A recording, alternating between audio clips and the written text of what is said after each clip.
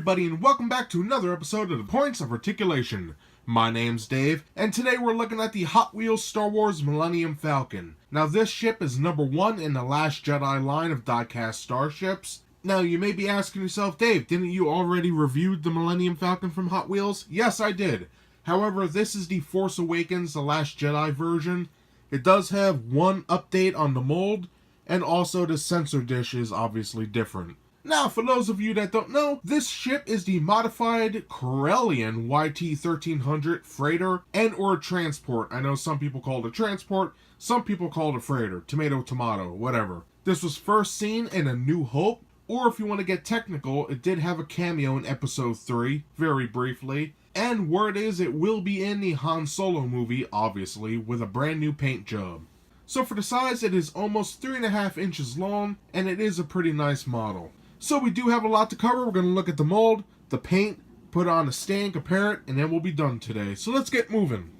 Starting this review off looking at the mold, I must say this is a very nice ship.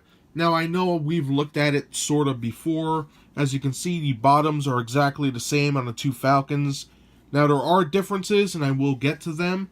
But before I do, the bottom we have our entry ramp right there. We have our rivets holding it together. Our stand port right there. We have our copyright crap, which is spaced out all over the place. And some nice details. I really like all the lines and stuff. Paneling, very cool. On the sides, I always love this detail. Reminds me of Imperial Star Destroyer. How they have all that stuff inside in between the top and bottom. We have our engines, which is pretty good. Very nice. And these two sections, I think, are really cool. Those are the docking rings. Pretty sweet. Now, on top, this is where things get a little different. Of course, we have our new sensor dish, which instead of it being a circle, it is the new Force Awakens version. That's a rectangle. And this does spin all the way around. So, if you want, there's some playability to turn it any way you want. You can have it facing backwards. The choice is yours. Has some nice detail in there as well. Now looking at the top of the ship, I know I'm moving a little quick today because I already looked at this ship, but don't worry, I'll get a close-up in a few. Now we already brought up the engine and the sensor dish, but we have our 6 heat exhaust vents. And just look at all that great detail. We have our cockpit and a quad gun. So here's the original Falcon, and we can see that the gun is a little different. And which one do you guys prefer? The barrels spaced out, or the barrels close together like this one?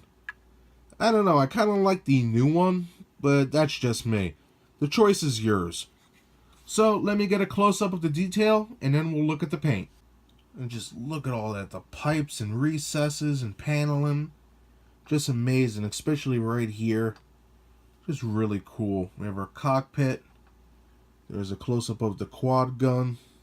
The vents, you can see some nice details in there. Pretty cool. Coming back to the engine.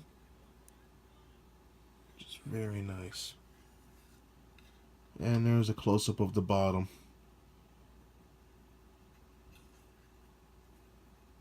So let's look at the paint now.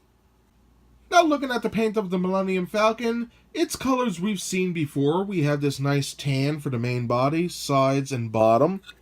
Pretty cool. Then we have black for the heat exhaust vents, 6 of those. Black for the main cockpit window, which is pretty nicely done. No smears or messed up areas. Then we have blue for the engine. And I think that came out pretty nice. And I must say, even though this is tan and the sensor dish is not painted, I think they matched the paint and the plastic very well. Yes, it is a little off, but you know what? You can't really tell. Like right there, it looks spot on. Pretty nice. So that does it for the paint and the mold. So now let's put this bad boy on a stand and compare it, and we'll be done for today. And just like other Hot Wheels ships, comes with a cool stand, so peg it in the port like so. Hear that click? And you're good to go. For comparison with the Hot Wheels Millennium Falcon, I have it next to the Resistance Bomber from the same line, Jabba's sail barge from the Titanium series, and finally, the USS Enterprise NCC-1701A from the Eagle Moss collection. All great models. And that does it today, ladies and gentlemen, for my review of the Hot Wheels Star Wars Millennium Falcon. Now, yes, I know this ship is very similar to the one I reviewed a couple months back, but I got it and reviewed it so that way you guys can see what the differences are and if you want to buy it or not. So, a little recap. This is number 1 in the Last Jedi die-cast line of starships from Hot Wheels. For the size, it's about 3.5 inches long, and I like it a lot. It does have some great details, I will give it that. So what are the pros of this ship? Obviously, the paint is good, the stand is nice, and the detail. I like how Hot Wheels gave us a new quad gun and the sensor dish that can rotate. It's a nice touch. For cons, I really don't have any. If I had to choose, yet again, I would say give it a black wash. Let that stuff leak into all those crevices and panels and let this model shine. So if you're looking to buy this ship, you can obviously get it from Toys R Us for $4.99. Walmarts in New Jersey are starting to carry these. Targets have them, Amazon, eBay, and even Best Buy. So if you're on the hunt for these, keep your eyes open for those places. Now, I recommend this ship for anybody who's a fan of the Rebellion, the Resistance, Han Solo, or the Falcon in general.